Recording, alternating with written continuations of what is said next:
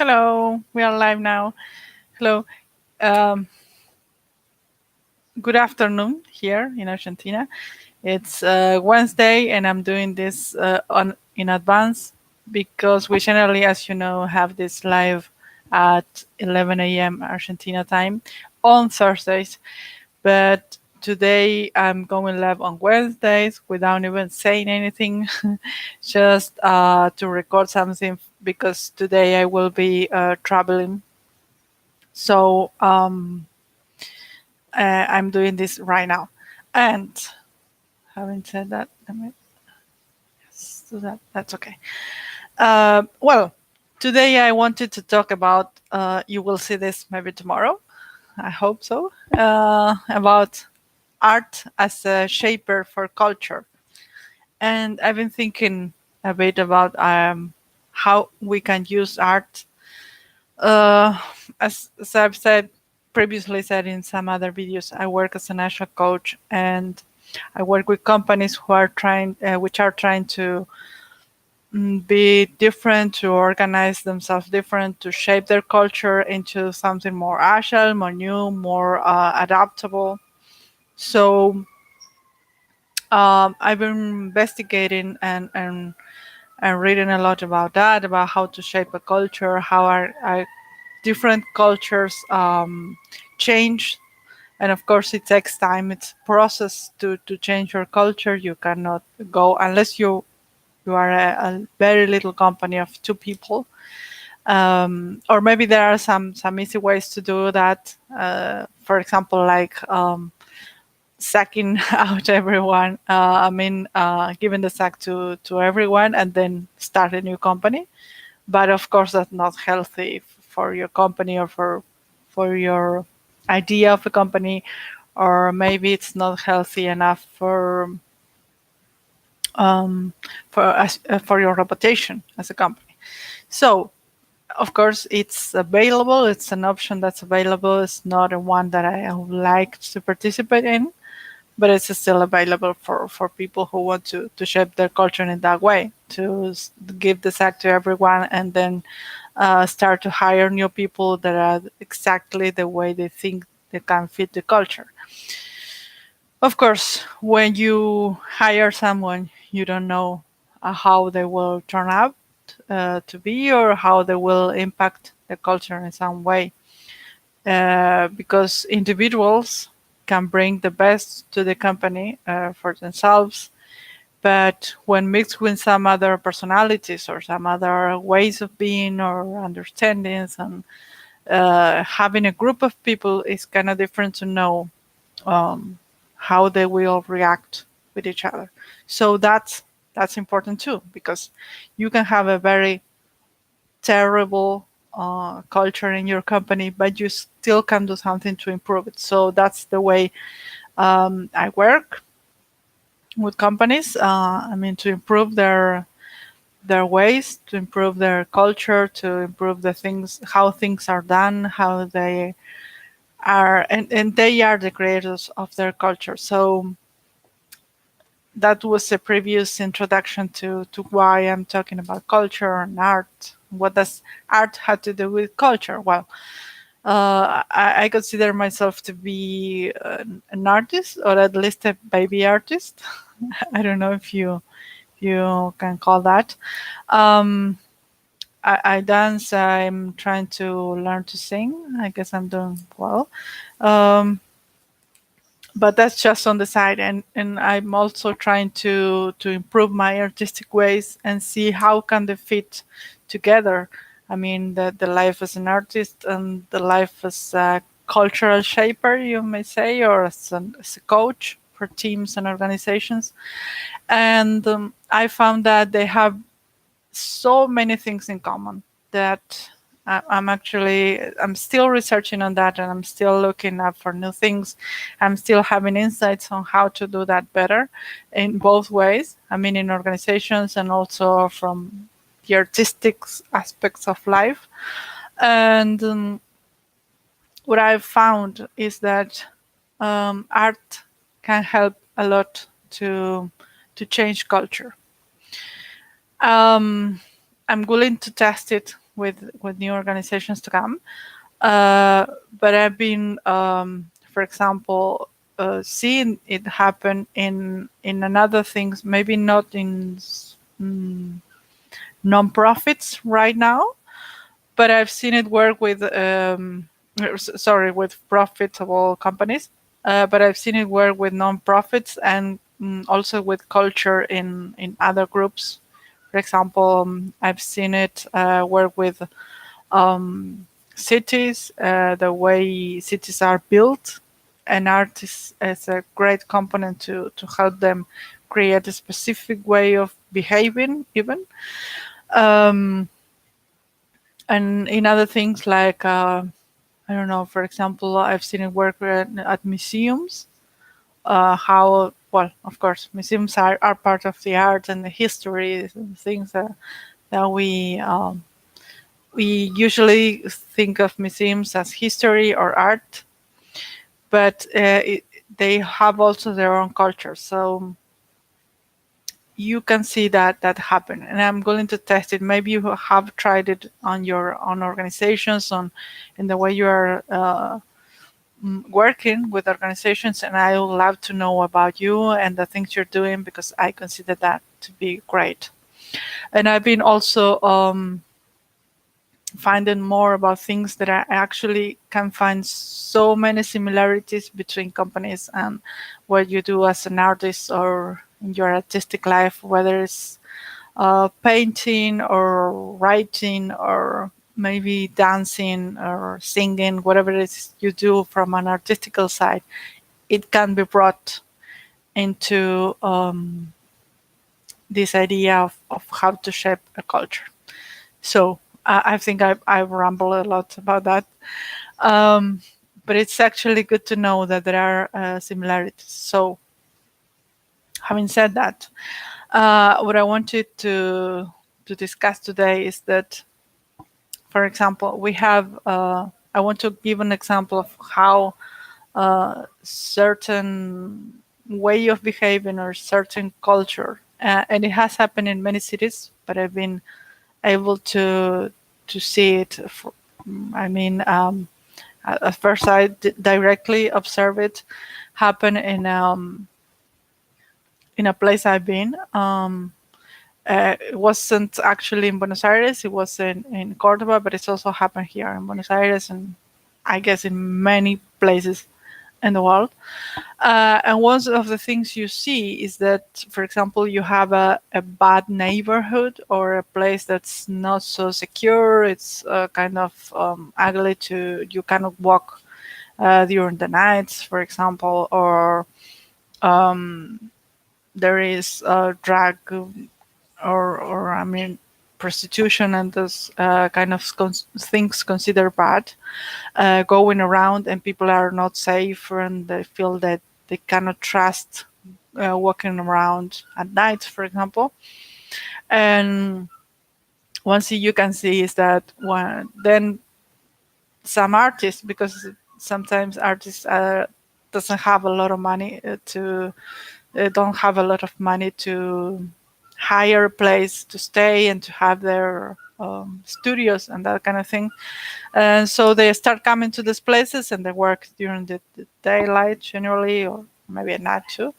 Um, and they start to paint the streets, to do some graffitis and to change a bit of the environment and to sell the things they are producing.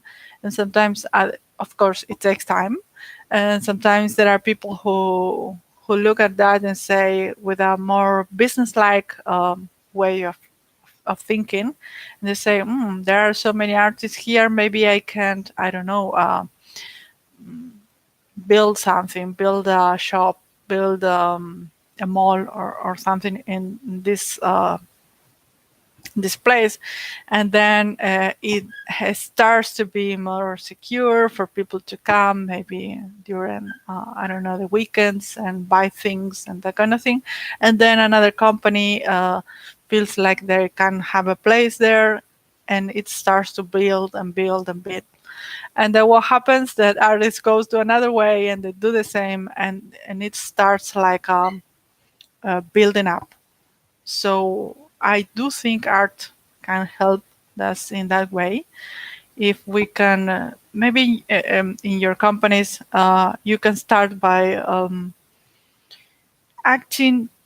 It doesn't have to be all day, of course, because you have to work to do the things that are actually productive from the economical way or the economical perspective, the way of things.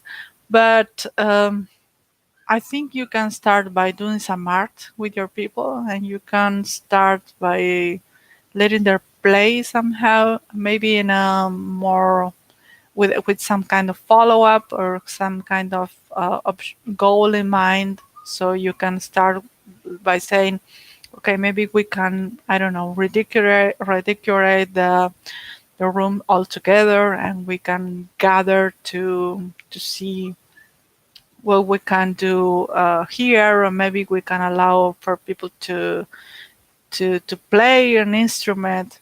I don't know. There are kind of things that we start building by setting up communities that maybe they are not actually related to work. I mean, they may be not related to what you do in your company, but they will be more human-like related, more artistic ways to set that up. So I don't know. It was just a thought, and there are so many things I'm still researching and looking up on. So I think that can actually help you in some ways, and I have some ideas if you want to discuss them. Um, and I'm actually looking to combine those worlds because I think there, are, as I said before, there are so many similarities when you start um, doing some art or doing some more playful kind of thing. You can actually have insights that you can bring into your work, and you can make them more productive. And well, it's actually been researched that there are so many research that say that if you have hobbies or if you play more, if you are more creative, you can actually perform better in your shop. So there is a way to combine them, and I think we can do that. We can do that in organizations, and when we can start to be more playful, more creative, more artistic kind of thing. And um, as we've been discussing before, if you are a creative, you know that you have to set some basic rules to start. For example, as I was saying, you can build a community or the artistic, I don't know, the artistic community at your shop, and to start to bring people from different um, different positions at work into just a community, and help them build up from there. And one thing you have to keep in mind, though, if you are a kind of a controller or kind of a person who wants to, I mean, as the CEO, for example, or as the person in charge of the company, if you are someone who need to know beforehand what's going to happen, or how is it going to be in the future, or how it's going to roll out after you set this movement, please don't do it, because you will be disappointed, because you never know how things will turn out. But for artists, uncertainty is a very good thing. So if you are kind of a controller, as I was saying, if you are kind of a person who has to have it everything under control, maybe it won't work for you. But you can try, of course, and see where that goes, and maybe you can to let it go during the process, and you can also enable others to be more creative and bring with so many ideas. I've seen that happen in environments.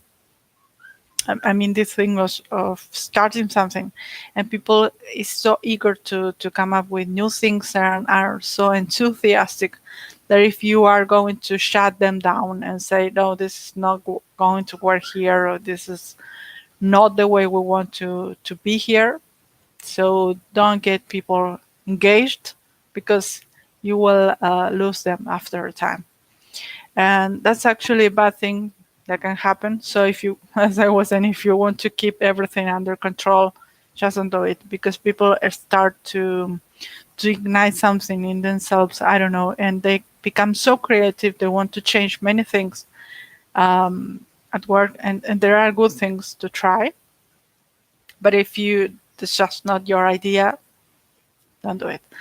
On the other hand, if you want to build something great, and if you are able to understand that people will be contributing to your, to the better of your company, and to, because I've seen people always wanting to do the best for you, for themselves, for the company. They are not trying to give bad ideas or that kind of thing. If you let them, they are actually going out of control. That's actually the thing, and they are becoming so creative that you sometimes sometimes don't know what to do with them. But it's actually a very good sign that your culture is shaping, and that you are on the gate to something good.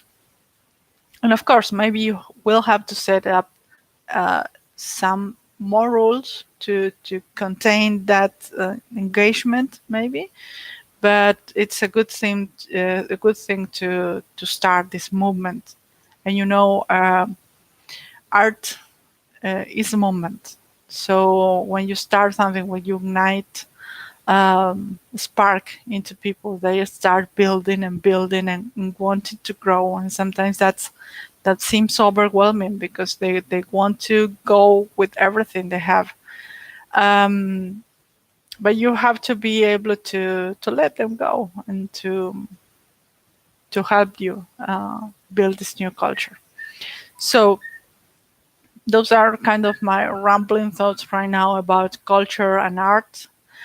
And I am willing, as I said before, to be able to share with you, maybe if you have some ideas about how to implement that in your company, knowing that it's a risk. Of course, everything you do is a risk, but it's a good one to have. It's a good risk to help them, your people grow and yourself grow, and also challenge you to do things that you have never thought possible. So if you are up for that, and if you're ready, just give me a call and we'll talk a little more. So, having said that, I'm leaving for the week, but I guess I'll be back on Thursday. So, I'll be back on an artistic tour. So, have fun and think about it, and also be willing to try new things at your companies, or if you are a solo artist, also be able to feel free to try out new things, to improvise, to just have fun and play. So, having said that, I hope you all have a great week. See you next Thursday. Bye bye.